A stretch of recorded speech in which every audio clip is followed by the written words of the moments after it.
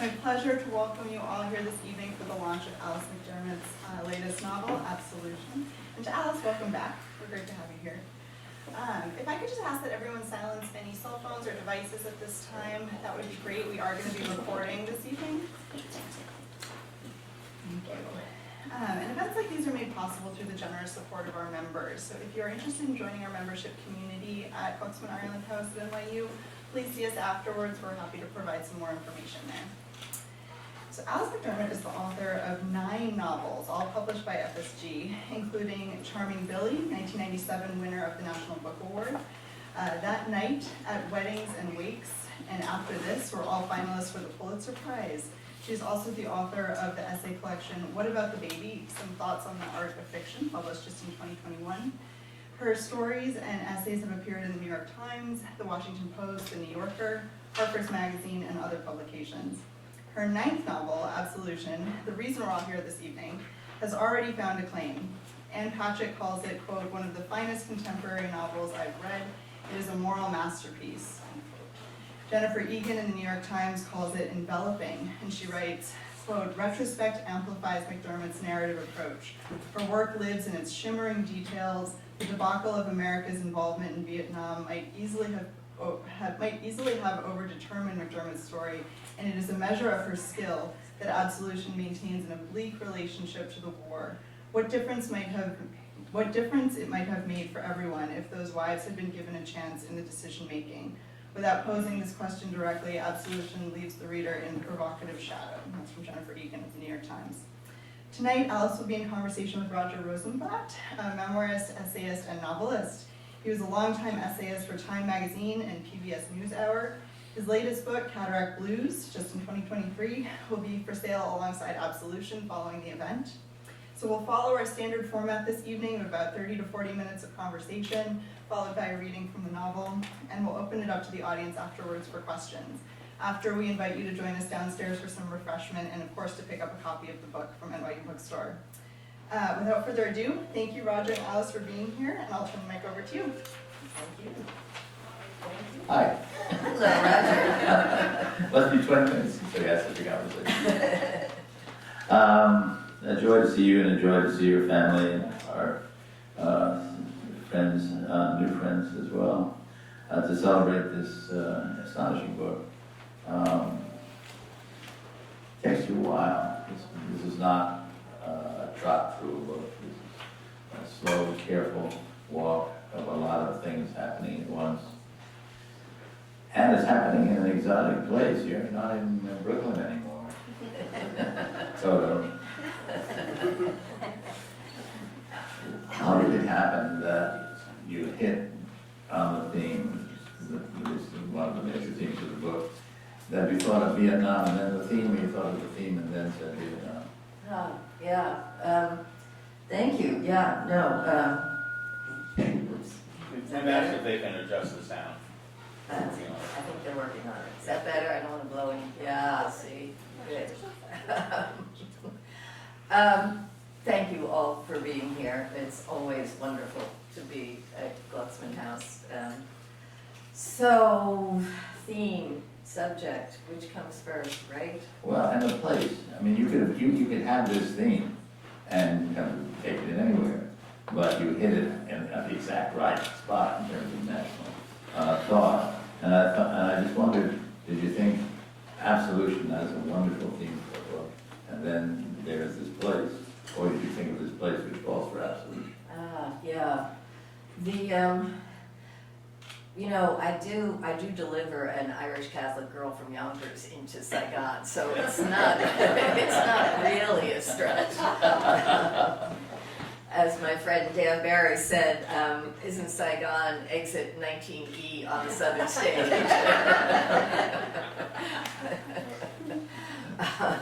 So while I love hearing that I've really gone off the rails and doing something terribly experimental, we'll just read it and you'll see, no, not necessarily.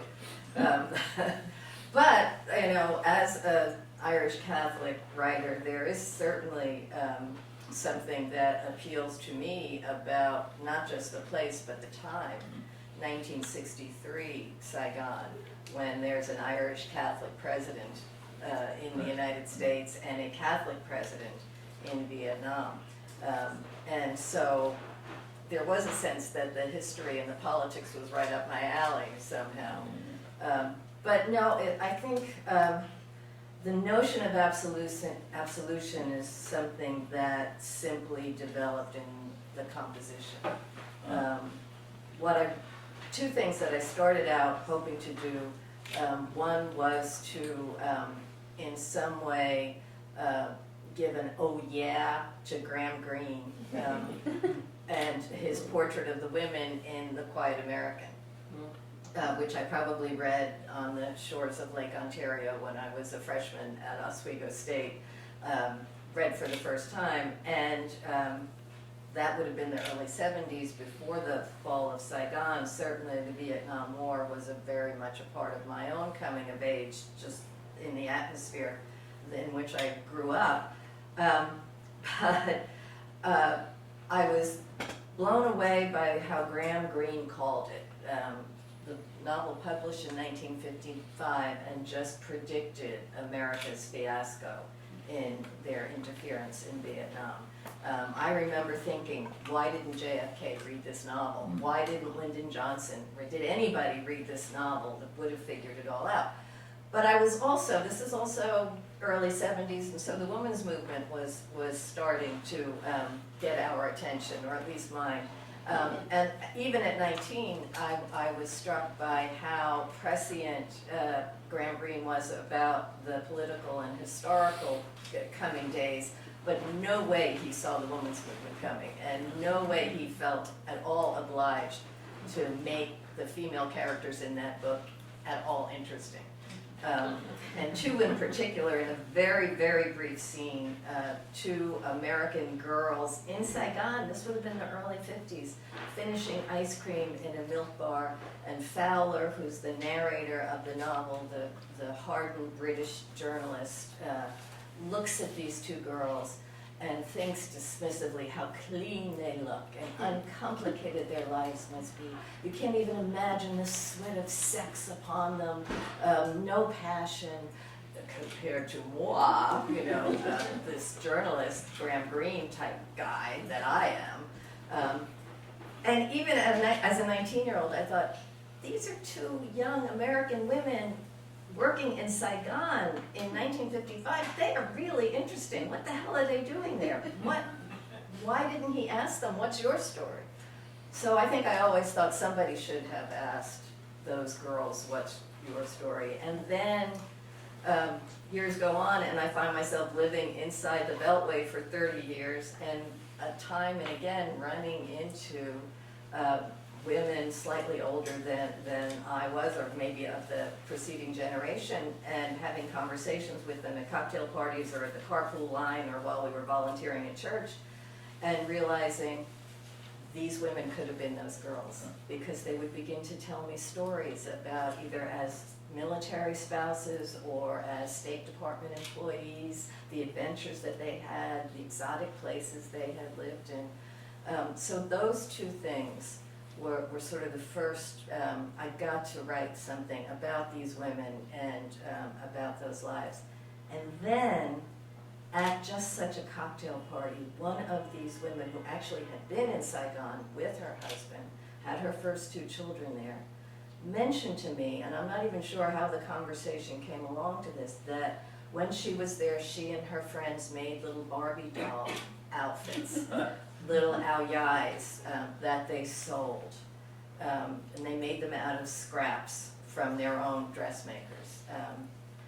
So when she said that, I had a recollection of being a kid in Elmont and being sent to play Barbies with a little girl who I don't know who she was, and I'm not quite sure what the circumstances were, but I had my little Barbie doll case, and I was brought over to play with this lonely girl.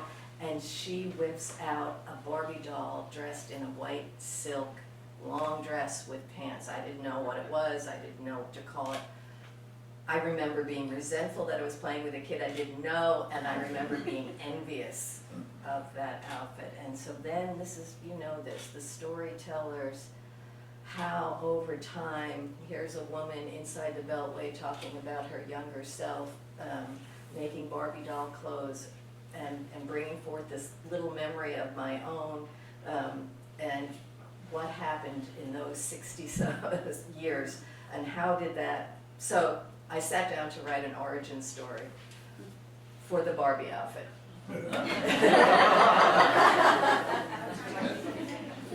This impulse to do good that is more than consuming, it's dangerous. Where did that come from? Did that really exist, or is this something that you thought, this is how they would think? I think a lot of it came from stories that were told. Again, not something that I went after, but just, yeah, there was a lot of charity work involved, especially on the parts of spouses, you know, in any foreign posting. I think that was a bit, and yeah, and then that, what did women do of that generation?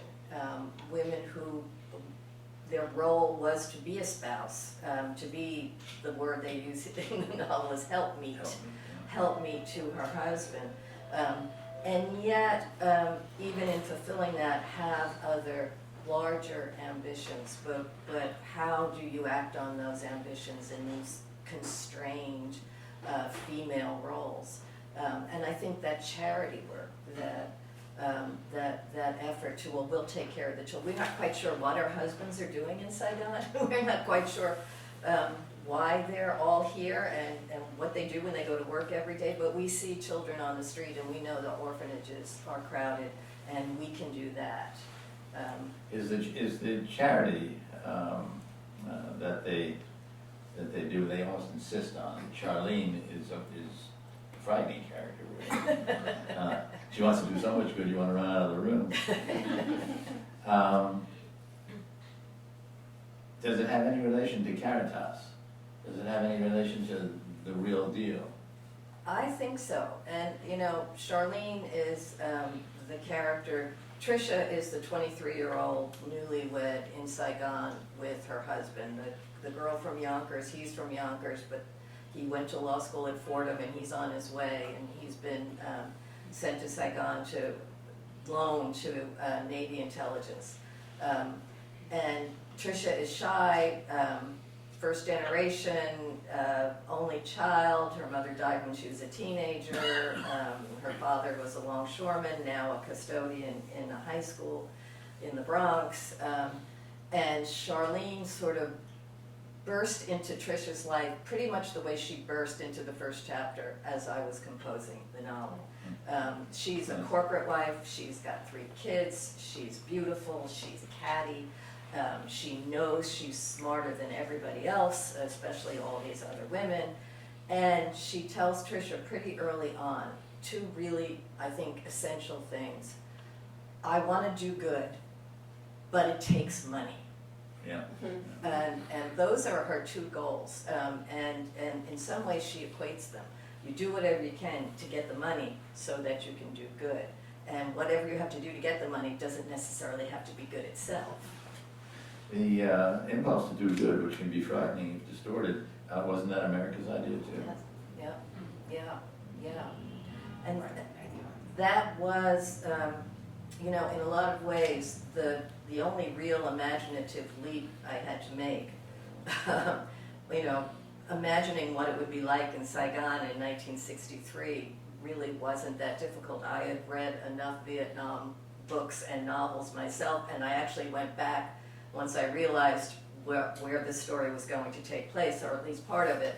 I went back and reread all of Tim O'Brien and Tree of Smoke and Rumor of War and Bright and Shining Lie and all those Vietnam books, and that sort of gave me all I needed to know. But what was difficult was to try to fully understand the people there, and this is mostly the husbands, who did indeed think they were doing good, and not to look back through these 60 years and denigrate their faith. So it was a real leap to try to make sense of their convictions, even though the narrator of the novel, both narrators of the novel, know what those convictions led to. These guys were not fighters, these were not soldiers, these were businessmen. Yes, right. And so that their idea of doing good probably was no different from doing good in Toledo or Kankakee, except you had a situation that was so tender and so scary in this volatile country. Right. That was ready to go to war, did with France, and then we blundered in. Yes, right.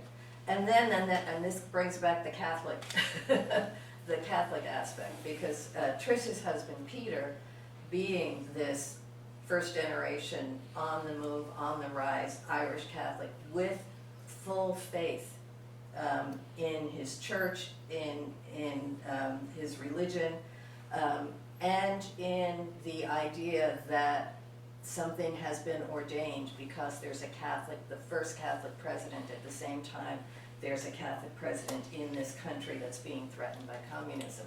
And his faith is so great that he fully believes that the Mother of God, the Mother of the Savior of the world, the woman who gave birth to Jesus Christ himself, reappeared on earth, fully embodied, in a field in Portugal, in order to tell 3 shepherd children there that communism must be defeated, and that if the world would dedicate itself to her Sacred Heart, communism would indeed be defeated.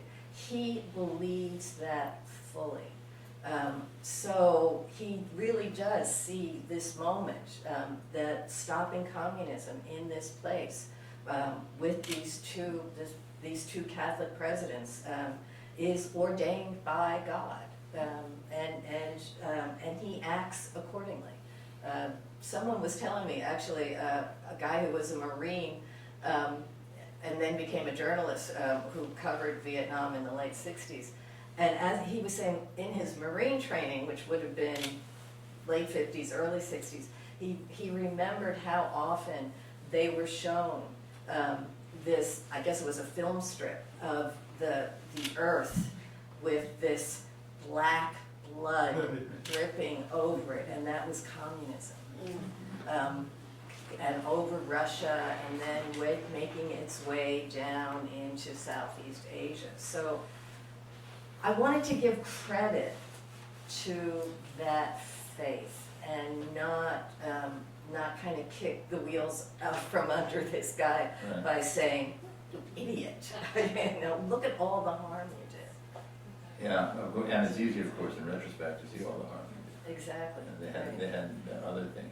That wonderful quotation from The Quiet American, where he says, "I did not know to whom to say I'm sorry." Right. It's so deeply sad. It's infused with guilt, but true confusion. Yes. Right. Was there anybody to say you're sorry to, or was that beside the point?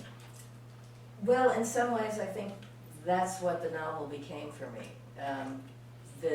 When I started out, I just want to figure out this Barbie doll thing.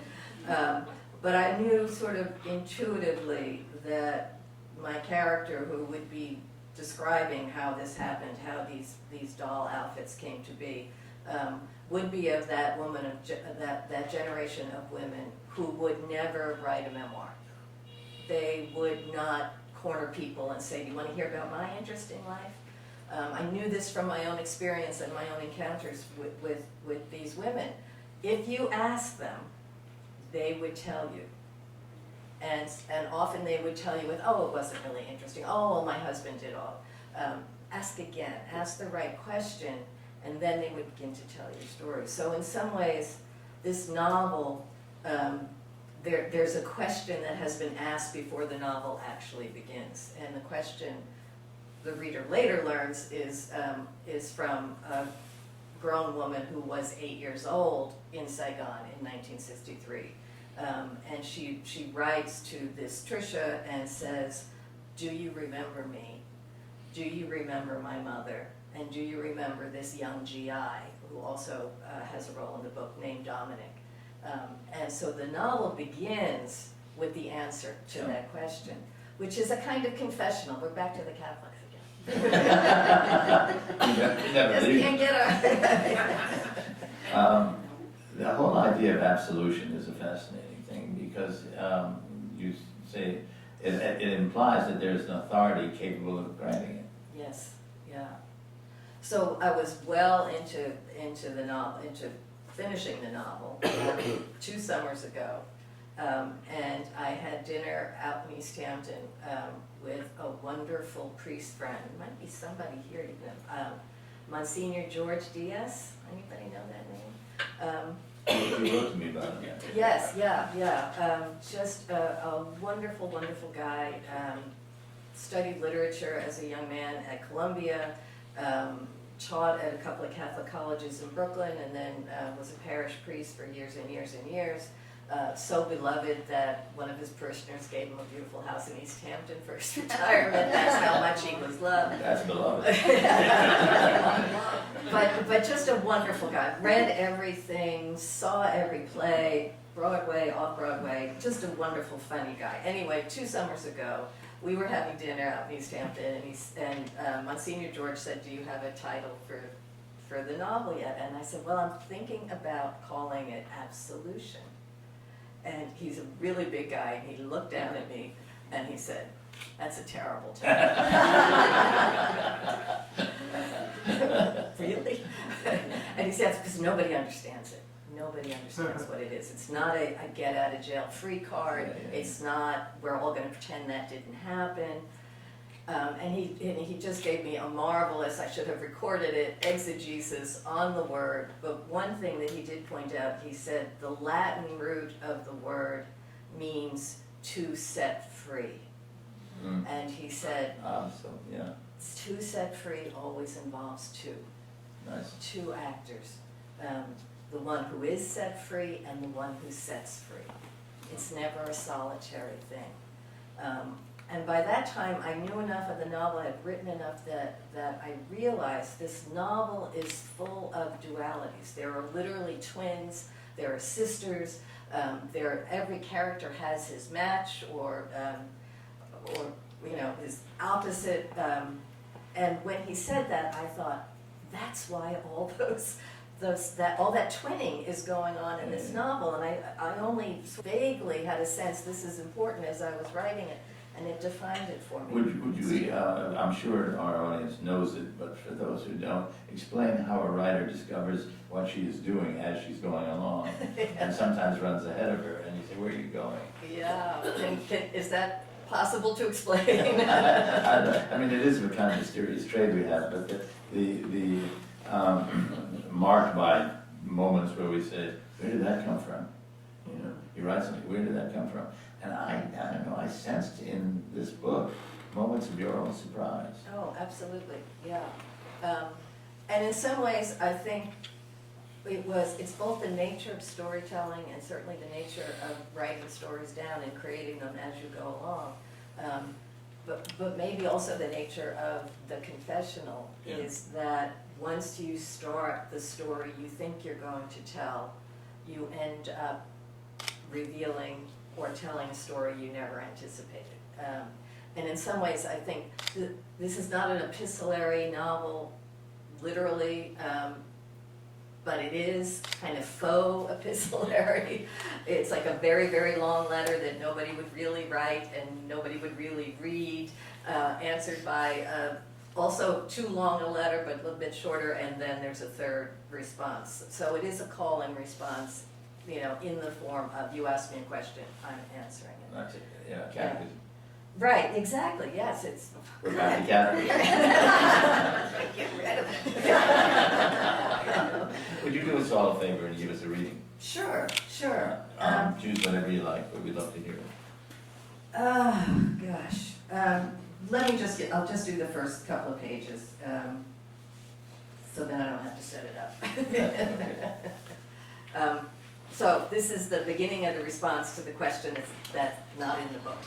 But now you know it's there. It's in the silence before the story. There were so many cocktail parties in those days. And when they were held in the afternoon, we called them garden parties, but they were cocktail parties nonetheless. You have no idea what it was like for us, the women, I mean, the wives. Most days I would bathe in the morning and then stay in my housecoat until lunch, reading, writing letters home, those fragile, pale blue airmail letters with their complex folds. Evidence, I think now, of how exotic distance itself once seemed. I would do my nails, compose the charming bread and butter notes we were always exchanging, wedding stationery with my still new initials, real ink, and cunning turns of phrase, bits of French, exclamation marks galore. The fan moving overhead and the heat encroaching even through the slatted blinds of the shaded room, the spice of sandalwood from the joss-stick on the dresser. Out for a luncheon or a lecture or a visit to the crowded market, and then another bath when I woke from my afternoon nap, damp hair on my neck as I removed the shower cap, a haze of talcum. Still wrapped in the towel, I could feel the perspiration prick my skin. Face powder, rouge, lipstick, and then the high-waisted cotton underpants. I hope you're laughing. The formidable cotton bra, the panty girdle with the shining diamond or brighter elastic at its center, the click of the garters, stockings slipped over the hand and held up to the light, reinforced toe and heel and top. We were careful to secure the garter just so. Too close to the nylon, risked a run. You cannot imagine the troubles suggested in those days by a stocking with a run. The woman was drunk, careless, unhappy, indifferent to her husband's career, even to his affections, ready to go home.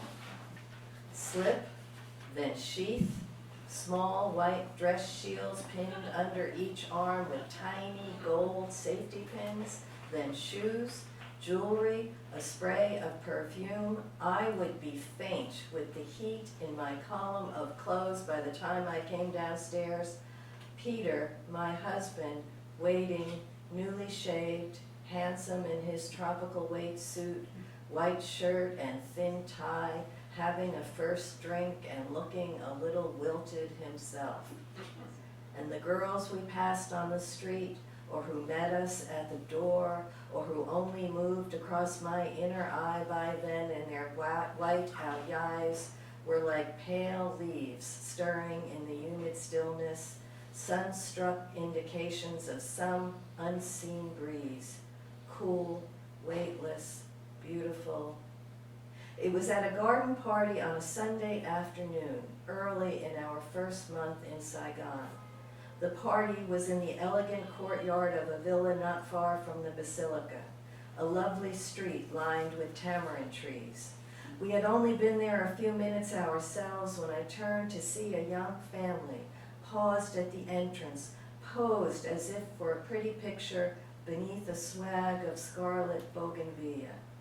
Baby boy in the arms of the slim mother, daughter at her side, tall father in a pale suit, another engineer, I learned later.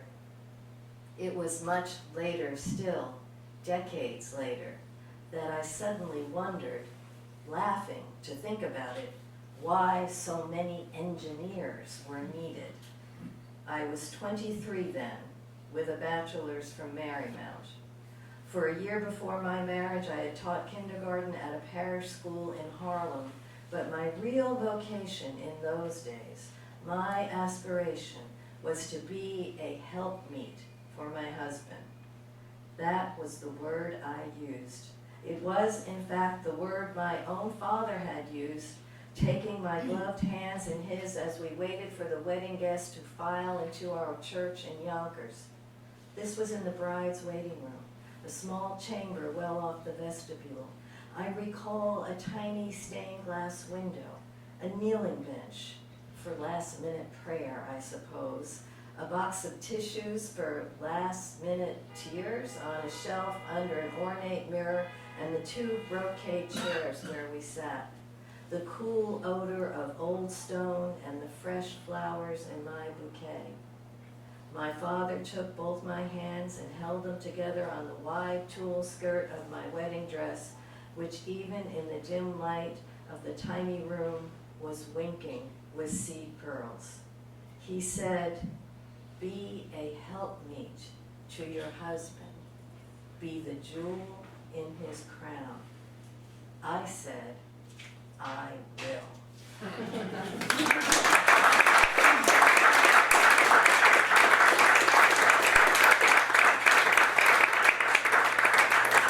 She observed so carefully. I was looking at Will and Patrick and thinking, must have been hell growing up with her.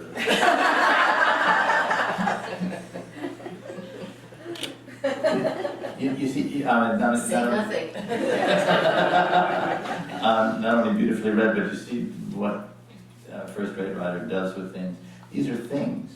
You see them piling up in the prose, you know. It's as if she's taking an inventory of everything there. You're not quite sure why you're getting this effect, etc. You're not sure you have any idea where it's leading, and you certainly don't think it's leading to the 2 words of acquiescence at the end. But it does. An amazing piece of work. How are we on time, Karen? We're good. Okay. I'm going to tell you a story now because it's about us. We have a humiliations competition. That is,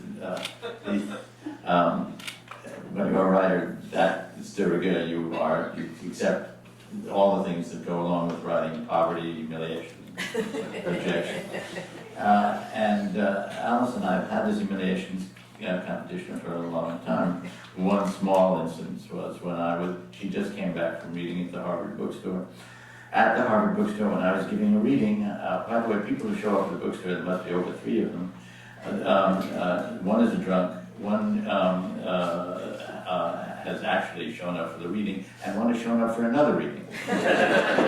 So I was giving a reading.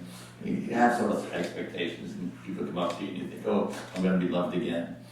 And a woman looked at me severely and said, "I thought you were going to be Alice McDermott." I said, "So did I."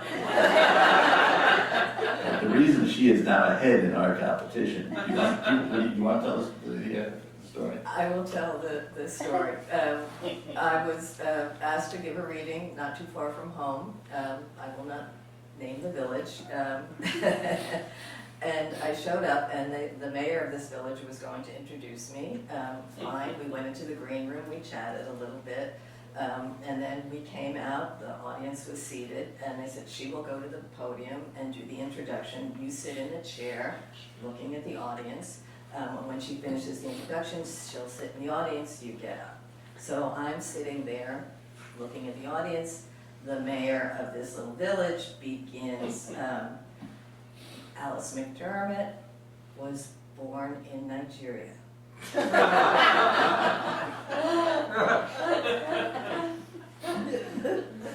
And there are people I know in the audience. And I'm looking at them, I can't. And then she goes on and went to Oswego State, got her master's degree at the University of New Hampshire.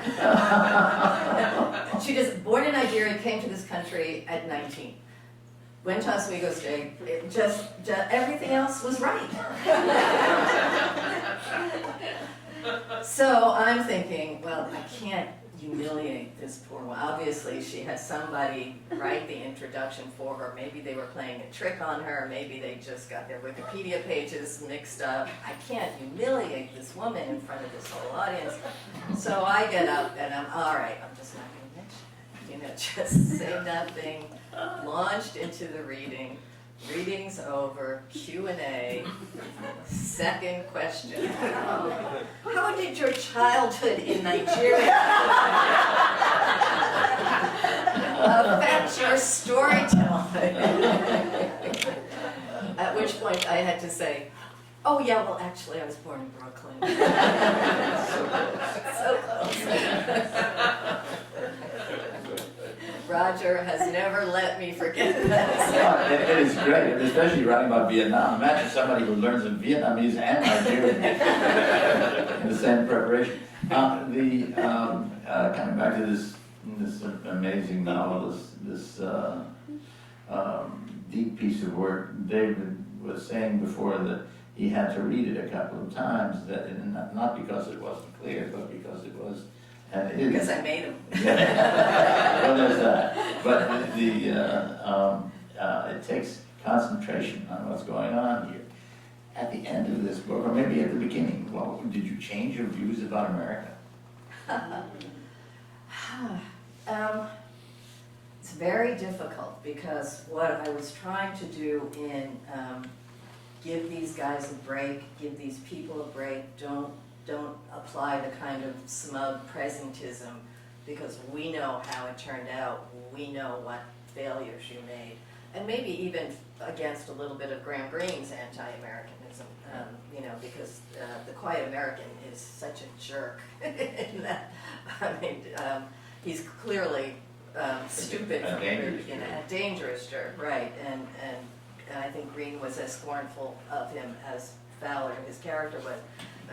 So, with this sort of exercise in empathy that I was trying to do for my characters, and I think a little bit of maybe influenced by where we find ourselves now as a people, as a country, that kind of looking to the past and saying, you idiots, you shouldn't have used those kind of words, you shouldn't have thought that way.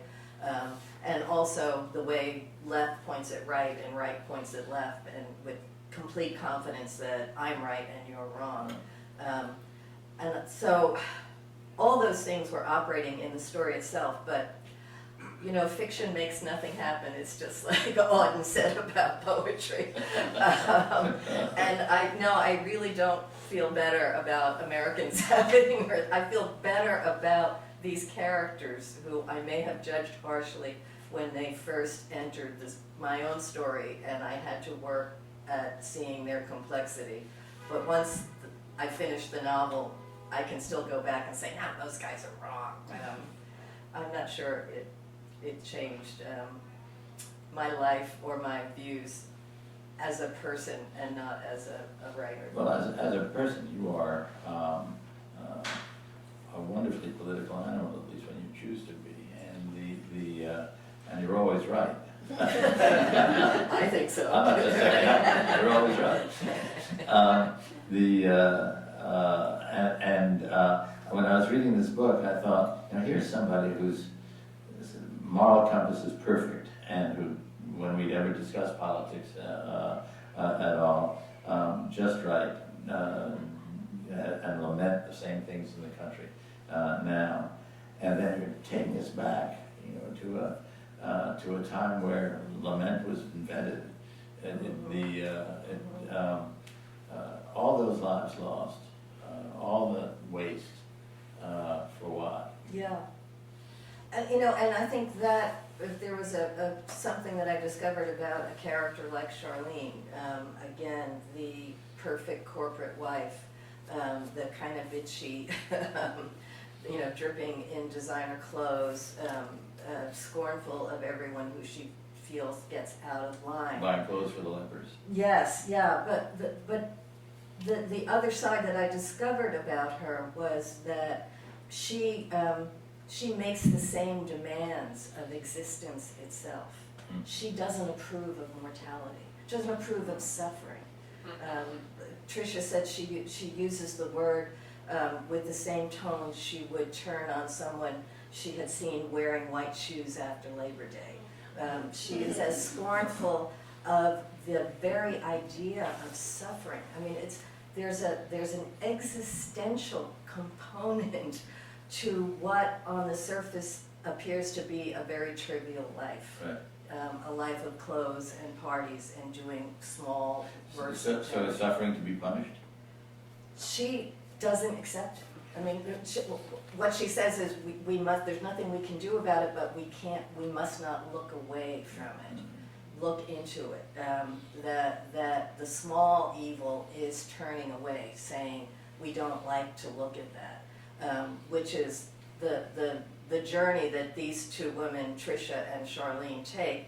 And again, it's not just Graham Greene who, I felt looking over my shoulder as soon as I realized I was writing about innocence abroad in Saigon. Joseph Conrad came into the room too, going, what's going to happen?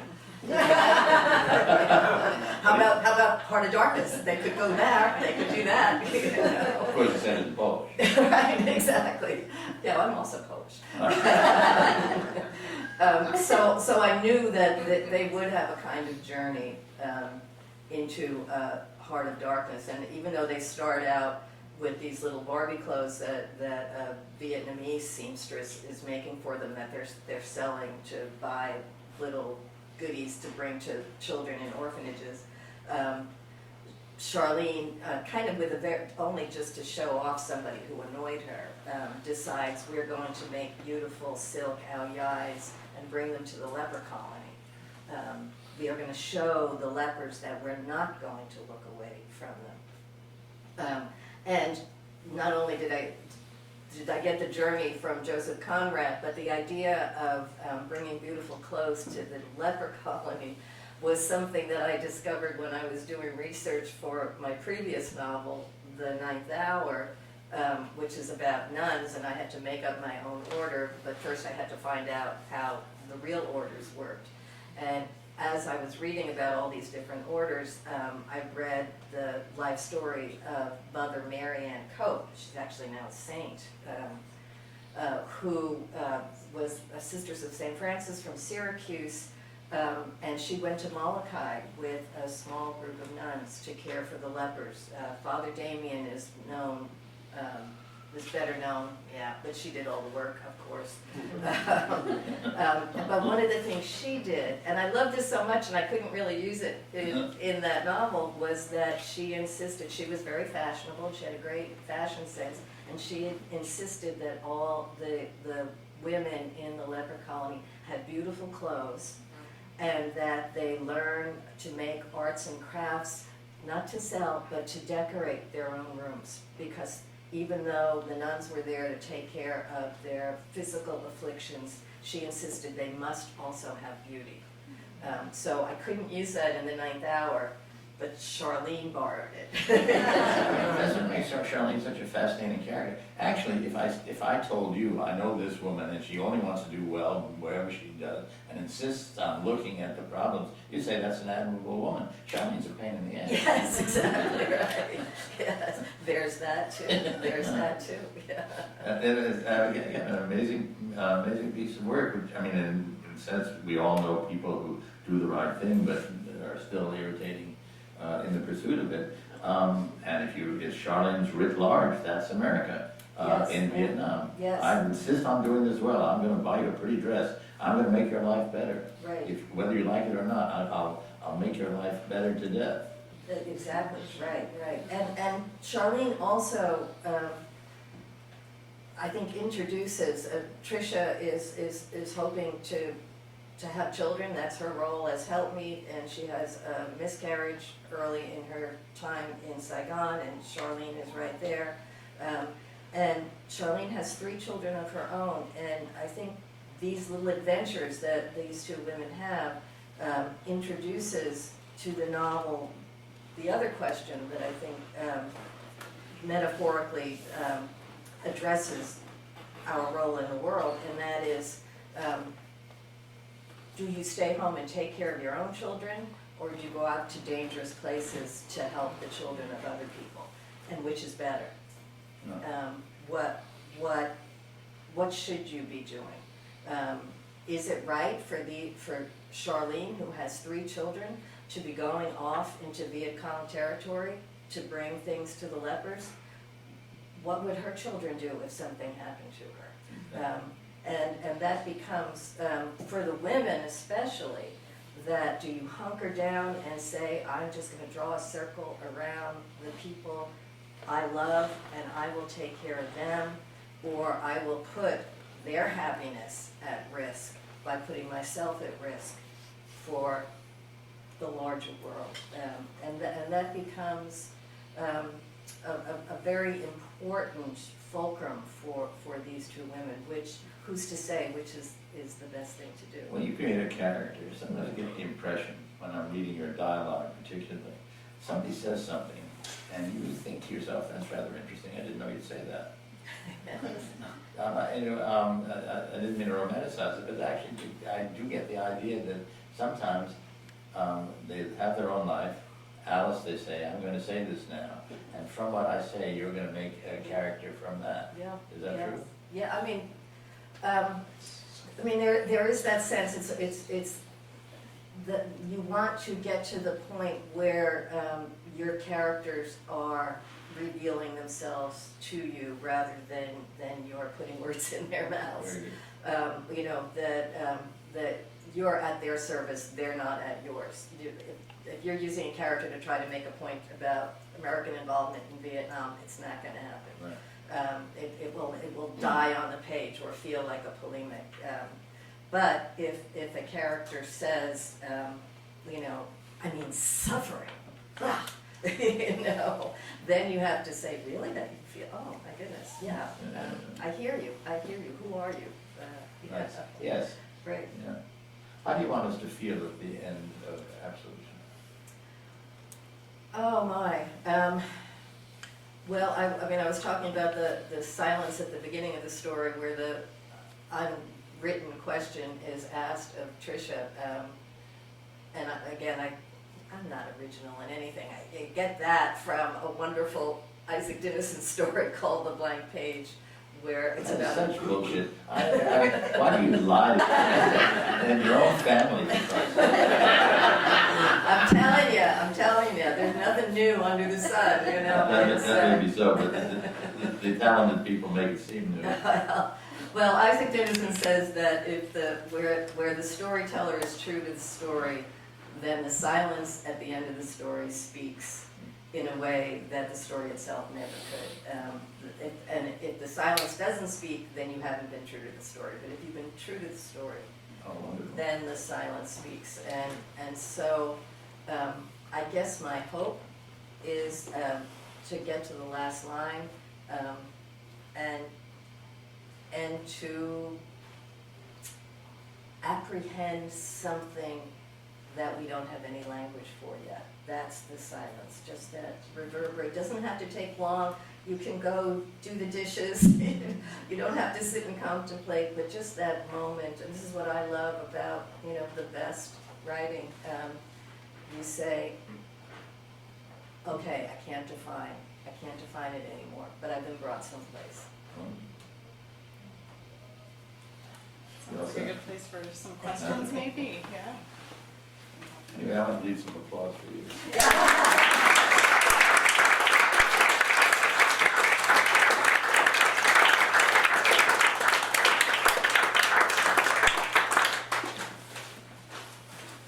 Any questions from the audience?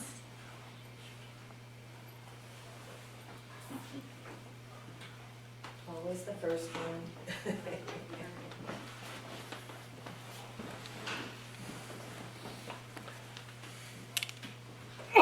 There's a lot I'm sure we'd all like to ask you about your own work, and people will, but out of curiosity, another boy of the Irish writer, I wonder if you're familiar with him. Not literary fiction, but when I think the definition of cleverness you have in your own book of essays. And talking about Isaac Dinesen and the silence at the end of the story. He's an exemplar of those. Are you familiar with John Dixon Carr? I am not, sorry. Well, he's confectionery compared to you, but you may enjoy that. Okay, thank you. Thank you. Tell me which novel should I get a hold of first, or book? Well, he's one of the masters from the golden age of detection in the early 20th century. Okay. So, contemporary of Agatha Christie, Hilary Queen. I guess and he was prolific. During his lifetime, 88 books under several names. Okay. But try The Emperor's Snuff Box. That I will remember, thank you.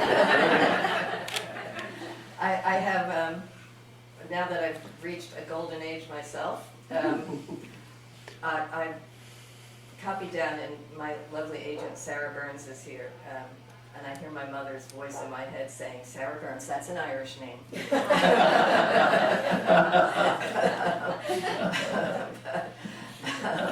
I wrote down in my notebook sort of some things that I still would like to do. And I thought perhaps I should check. There are certain genres that I just have not been drawn to. Detective novels or stories are one of them. Science fiction is one of them. And novels about writers is the other category. So I wrote a challenge for myself that I must try my hand at those three genres. I might save the detective stuff for last, but I will look for a model. Thank you. I promise not to want you on that. Before I surrender the mic, though, I will ask one other question related to your reading. Listening to you, although I've read so much of you, I heard for the first time in terms of the cadence and the structure of your sentences, and not derivatively, but nonetheless, in certain ways, echoes of James Joyce's prose. And could you talk a little bit about maybe any kind of conscious appreciation or anything you feel you've taken away from him as, something you've learned about writing yourself? Oh, well, yeah, Joyce. Yeah, he's, no, he wasn't in the room when I was writing this. He was the air any of us breathe who write so-called literary fiction. Although the older I get, the less patient I become with Ulysses. To be honest, it's like, get over it, Jimmy, get your hands out of your pants. But I think Dubliners was formative for me. The work of young Jimmy, before he got to Finnegan's Wake and lost us all. Absolutely formative. It's the music of it. You know how musical Joyce is and was, and the appreciation for the music. And certainly in my own biography, there was music and singing as I was growing up, as much as there were books. So yeah, the musicality is absolutely essential. It's not the Catholic thing, it's the Irish thing. Thank you. I have a comment and a question. It's two different things. The comment is, I just can't wait to read this, Alice, because I feel I know these women. My Our career former, is in the Irish, former ago. Irish ambassador. But especially in the early decades of my career, I met so many of these female diplomatic spouses. And women of high intelligence, often highly trained, with high potential, sublimating it all as life required at the time into organising charity balls and all of that. And I always felt this mixture of total sympathy and total frustration. And that they allowed, maybe they had no choice, but in a way they allowed their lives to be so constrained in this way. Anyway, that's the comment. Thank you. Yeah. The question is more, and I haven't read the book or the reviews, so I'm coming to it very new, but as someone who was brought up a Catholic and very much, obviously exposed to the idea of absolution, and you talked about the catechism and the confessional and so on. Absolution, the phrase that is always remaining in my head about absolution is, yes, you admit to the wrongdoing and you're forgiven, but there must be, quote unquote, a firm purpose of amendment. You probably remember that. Yeah, yes. Does that idea enter the book anywhere, or is it in the background, or is there any concept of this firm purpose of amendment that underscores some of the thinking of the book? Yeah, well, I think it's inevitable. Yes, absolutely. 'Go and sin no more.' But I think in what we were talking about earlier, that beginning to tell a tale, a memory, a faux memoir, and then finding yourself telling more than you had intended to tell. And that was really the goal for me with these two women. But I think in that I don't think you can separate the absolution and the amendment. I think they're somehow happening at the same time. That there's a moment when the second narrator, who was a little girl there, Charlene's daughter, confesses to having put a line in her mother's obituary. She's written her mother's obituary, and her father asked, can you add something about how fashionable Charlene was? And I'm not giving anything away. The daughter adds an inveterate clothes horse she loved. And then she tells Tricia, who she's telling this to, and you and I, my father and my brothers thought, yeah, that's perfect. But you and I both know my mother hated that term, and she used it as an indictment. And I have put that in my mother's obituary. And I think in admitting that, and then in the telling, she says, now looking back, I don't know why I did that, and I regret it. I think a sense of, I now will be a different person because I admitted that. And that's where the amendment lies, if that makes sense. Yeah. Storytelling, yeah.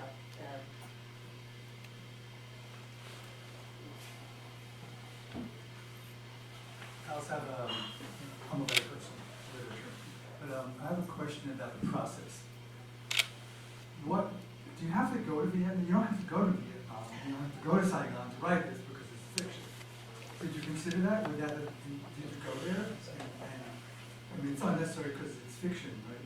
So. Well, but it's realistic fiction, so yeah, you're right. You want to get the details right, you know. Did you go and how But I did not, no.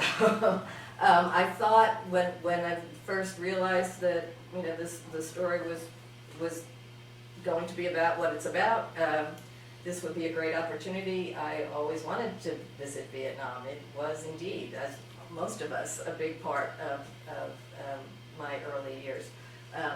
But then COVID came along, and I very quickly realized, number one, you can't go to Saigon. It's not on the map. It doesn't exist. And you certainly can't go to Saigon in 1963. You can't get there, you know. And also this is, because this is memory, this is Tricia's experience. And so what she will notice and what she retains and what she will tell in this story is unique. So as I said, it was just going back and getting the atmospherics, which I've gotten from fiction. And honestly, some of my most vivid memories come from novels, you know. Those are the experiences, and any experience that you get from a novel that begins to fade, like that, you can go back and read it again, and it happens all over again, which is also not true in life. The reason why I asked, there's another reason. One of the things that impressed me most about your writing was your writing in Charming Billy about the smell of bayberry and the feel of hot tar on your feet, on your bare feet. And that's unique to that experience of where you were. So then I thought, well, what about when you write a book that's set in Vietnam? Do you need to go?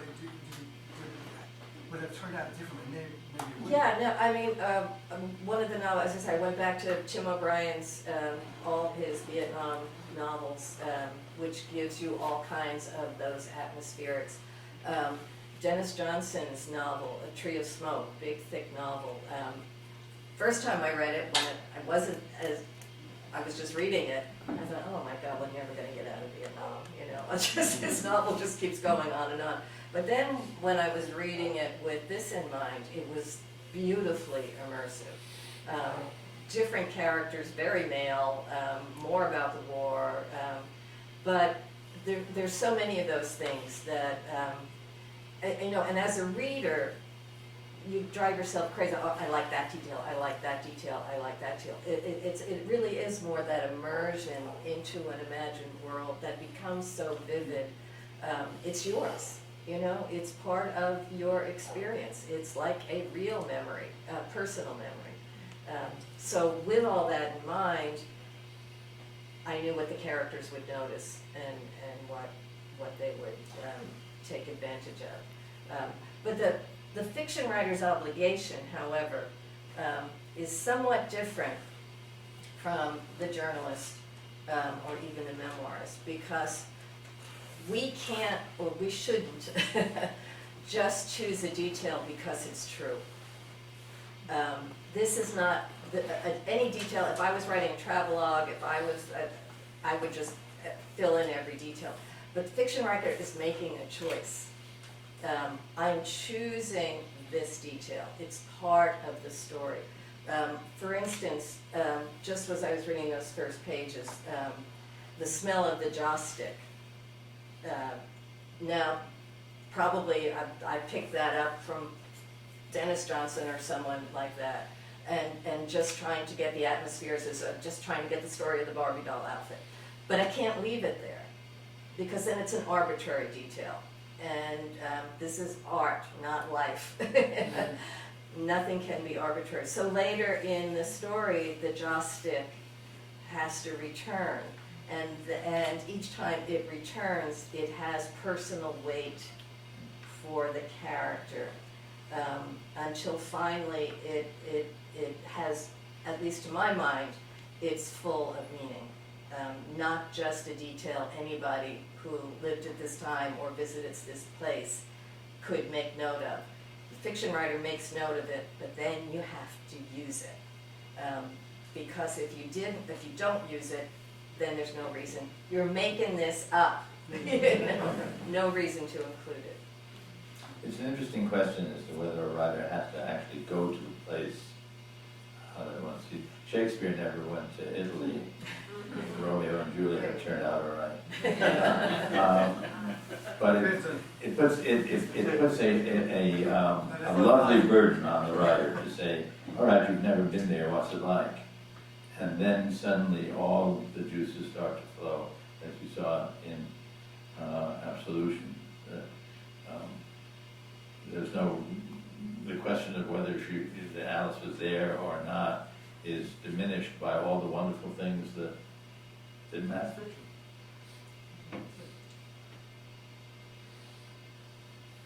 Yes. Do you have a drawer in your books? Do you have a drawer where you put the things that either didn't quite work out yet? And is there something in there that you know you're going to come back to? Yes and yes.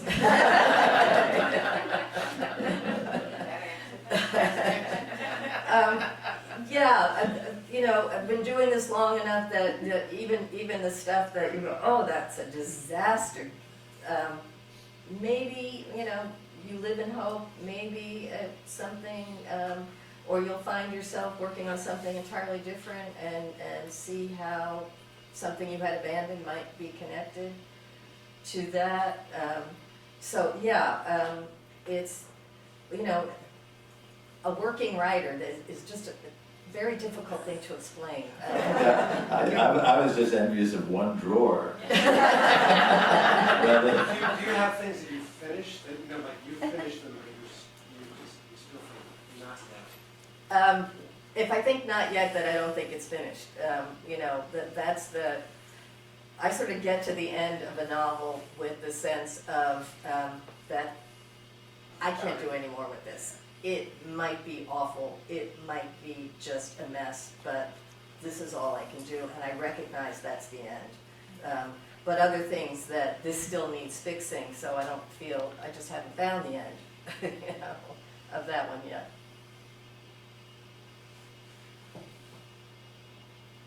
I'm going to add one thing because Sarah Burns, that's an Irish name, is here. Sarah has kidded me a couple of times. I think it was when I was giving the reading at the Brooklyn Library from After This. And we were at the end, and I think it was the end of my tour, and I shouted out, "Nobody has asked me about the angels!" What is it that people haven't asked you on? Nobody has asked me about the devil.